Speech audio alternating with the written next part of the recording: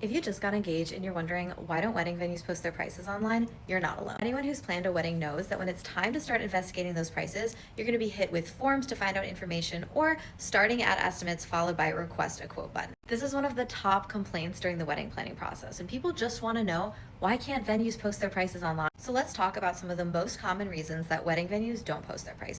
Let's start with reason number one. As you've probably noticed by now, venue prices are very expensive. If you're used to hearing that the average cost of a wedding is between $30,000 and $35,000, the initial cost that you're getting from these venues might be very shocking. Venues know that, and they know that they're one of the first things that are booked. It's easy to get discouraged if you see a high price, so venues want to soften the blow a bit. When they have a chance to share a pricing PDF with all of the benefits, maybe get you on a call, or even have you go for a tour before sharing the cost, you start to get warmed up to the idea, and then maybe the cost wouldn't seem as shocking.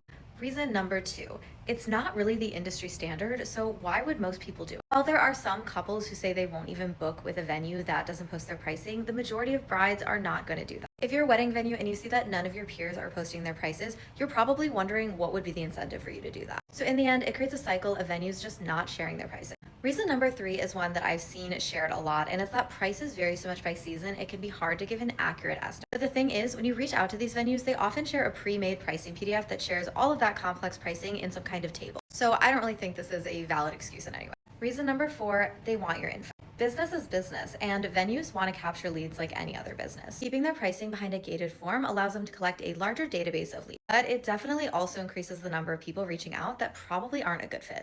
And the last reason is that most popular wedding planning sites actually make money from helping venues advertise their services. Venues often pay for a certain number of inquiries or leads to come in through those wedding planning sites. So if those sites were to push for a lot more price transparency, they would lose out on a lot of that revenue that comes from advertising. Our website, Tool Together, is a crowdsourced database for wedding venue pricing. All of our pricing PDFs are actually contributed by couples planning their wedding, and we don't take ad money from venues. That's why we're able to post these pricing PDFs, because we're not there to be an advertising partner for the venues themselves. So hopefully that can shed some light on the age-old question of why venues don't put their pricing online. For more videos like this and venue price highlights across the country, be sure to follow us and head to tooltogether.com for more.